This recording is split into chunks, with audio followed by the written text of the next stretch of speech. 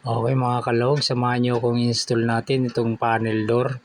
Ayan po, kinatam natin at medyo oversize yung na-order nating panel door. Ayan po, isusukat na natin para akmang-akma siya sa hamba. Ayan nga po, susukat natin ng maayos.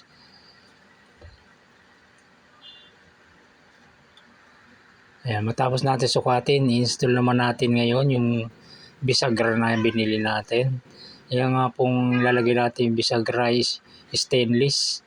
Apat na piraso po yung ating install na bisagra para kayang-kaya po niyang ma-hold yung bigat po ng panel door na to.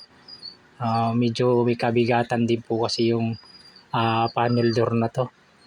Ito po ay nga pa po pala yung pinto nating kinabit ay yari sa mahogany. At ito po ngayon ang in demand ngayon sa panahong ito. Puro mahogany na po ang mga panel door. Ayan nga po.